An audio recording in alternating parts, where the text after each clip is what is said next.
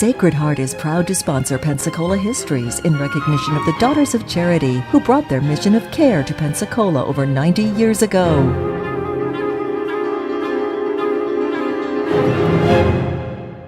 Hello and welcome to our continuing story of Pensacola, North America's first place city. In this set of episodes, we have been dealing with the evolution of our county government, and we have taken the story from the very beginning with Andrew Jackson in 1821 through the evolution when we had commissioners whose only responsibilities were roads, bridges, and ferries, of which there were very few. And then we've gone through the period of the 1830s and 40s when Florida became a state. We followed the story of the commission, what they did in the early days of the war between the states, and then what they were forced to do in taking on new responsibilities after the war as they began to care for war widows and war veterans who were injured and unable to care for themselves. And this is when, of course, the county got into the healthcare business for the first time.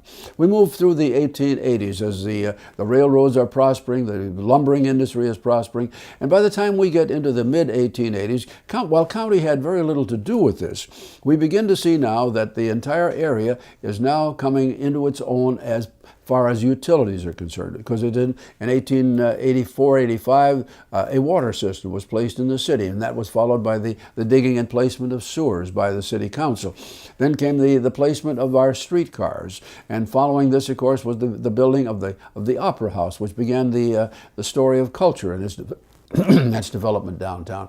And then, of course, as we move just a little bit farther than that, we find the beginnings of the electric power generation system here. And with that, of course, came the opening of what was known for many years as the dummy line, which helped indeed to help a great deal to open up certain areas of the community, because the dummy line was a railroad which ran from the downtown Pensacola area all the way to the Navy Yard, hauling both passengers and freight. And of course, its presence right along the waterway, right along the water would be the opening up of beautiful homes along the bayfront there, which again was a new part of Pensacola. And this is all part of the story between 1885 and 1900.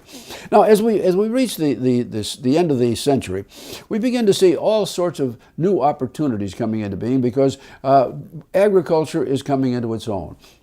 And it's in this period, going back just a year or so, that a group of leaders, community leaders, came together and created our Pensacola Chamber of Commerce. The Chamber of Commerce led to a whole manner of things, because economic development was on their mind. These were people who with great foresight, or at least in their view at that time, were certain that the country was going to build a canal across Nicaragua, and this in turn would open up a huge vista to overseas trade. It was that kind of mechanic that encouraged the L&N Railroad to build additional facilities along the waterfront, warehouses and docks, and of course a freight yard to go with it. And all of this, of course, number one, was increasing the ad valorem tax value of the county's properties, or properties within the county. And then, of course, that led to additional tax revenues that the county had to work with. And by now, we are with the evolution of the agricultural era, we begin to see a new change, because one of the first things that the Chamber of Commerce succeeded in doing was to put together, through of course private enterprise, they put together a 1,000-acre tract just north of the city. It was originated by a front man by the name of William Goulding, who was a small-time grocer. But Goulding put together this 1,000-acre tract, part of which was to be used by the railroad for a new marshaling yard on the west side. And secondly, the other part of that tract was to be used by a new company, which was called the Agrico Fertilizer Company. The Agrico was their importance to our story in county government was this. What they produced, what Agrico produced, was a blended fertilizer which now transformed the otherwise inhospitable land of Escambia County into a fertile area for both tobacco and cotton. And as all of this happened, of course, you began to see all sorts of new trade coming in, more farming taking place, and as more farms are built, then there's a greater demand for more roads, and with the roads there's bridges and ferries, so A led to B led to C. But even early in the 20th century, a county road was still basically a track which had been cut through, trees had been cut, sawed off, clear, in some cases the stumps pulled, but there's no fine surfacing on them at all, although by now, by the early part of the 20th century, the county as well as the city are now going to conferences. They're sending off officials to conferences to study hard surfacing, and this is just beginning. Now, get an idea, though, of what it was like. A typical farm-to-market road early in the 20th century was built at a cost of about $2,000. Now, at this point in time, the county itself went into the road building business. They hired crews that worked for them directly, and about the same time, of course, the county began to say, now, wait a minute, we've got people sitting in the jail out here. We might as well make good use of them. So they began to also have a road crew that would be put together from prisoners, and while that was not the overwhelming choice of people here then, nonetheless, it was part of what the county did.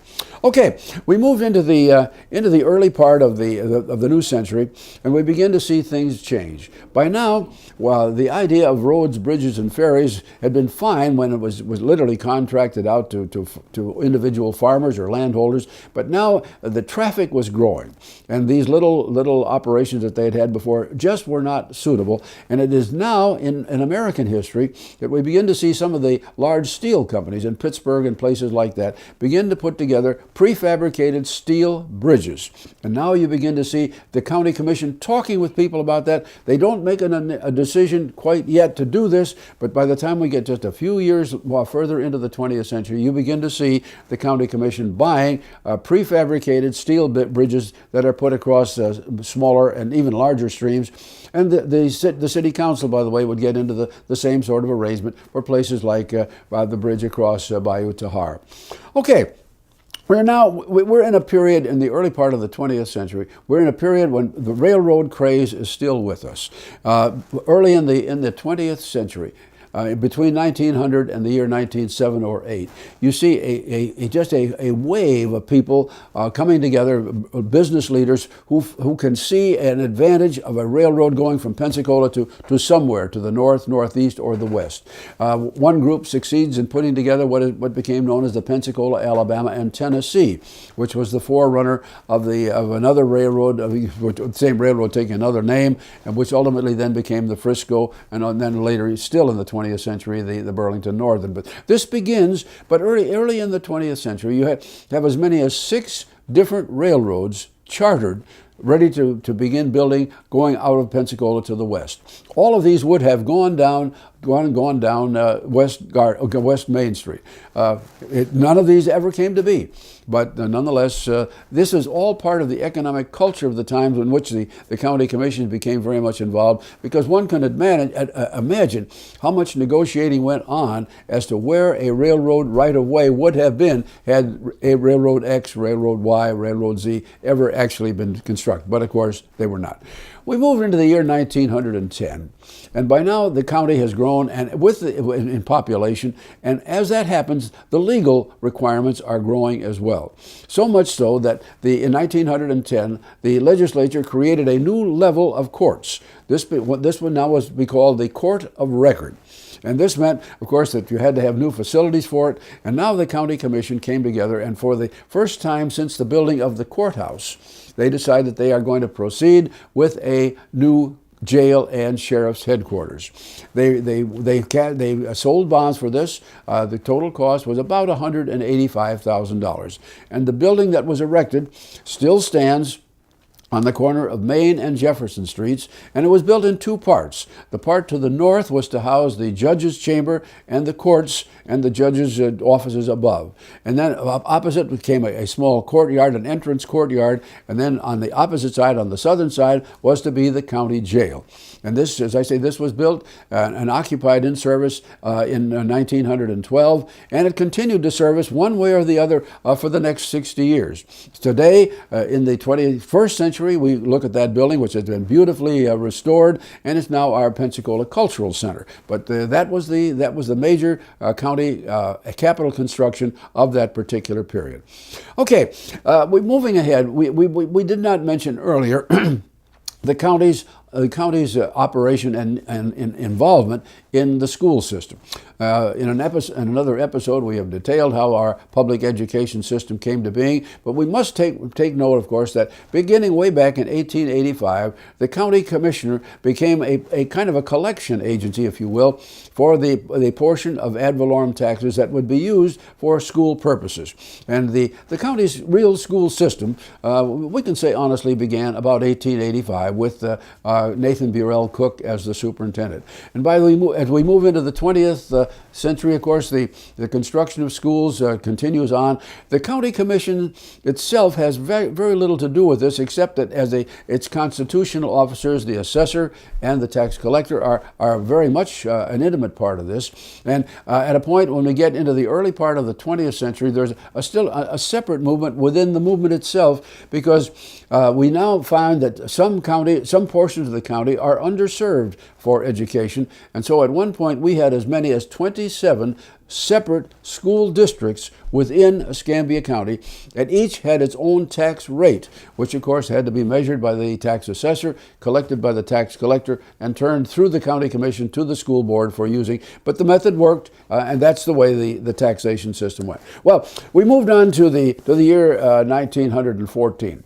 At that point in time, of course, the old Navy Yard had closed, and in 1914 the Pensacola Aeronautical Station came on stream, and for the next 10 years, you see the county commission very much involved with the Navy itself, because there is a change coming in the way the Navy operates. Not only is it now a flight training center, but also the automobile has arrived here. And as a consequence, we are now having to change the way roads are built and surfaced, and where they are built and surfaced. And consequently, the commissioners get much more involved in that. We're now spending up to $5,000 a mile to prepare a mile of road. And of course, the county commission is very anxious to do all that the Navy requests, knowing that is a big part of the future of the community economically.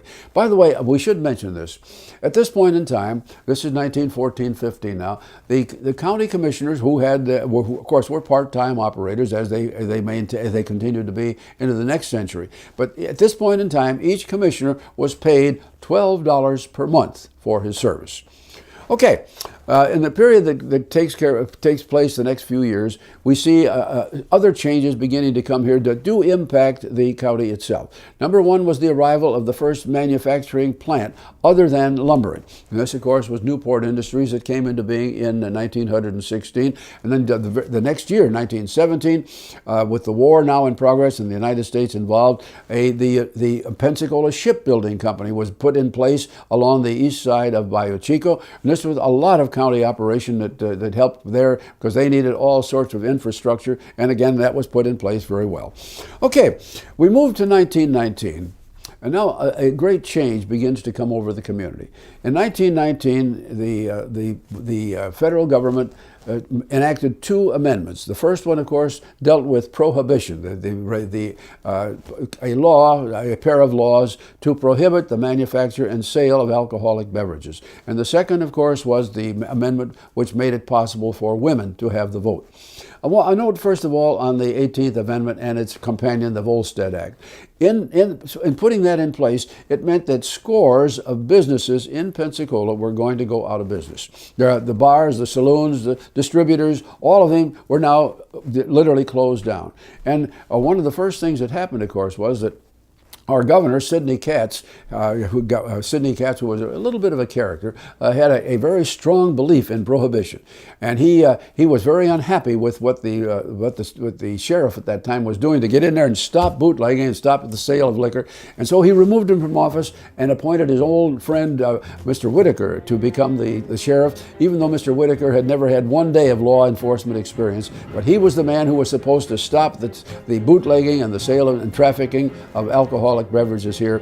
Mr. Whitaker stayed in office about a year and a half, and he was so glad when his term ended, because he recognized that in this, if nothing else in his life, he had been a failure.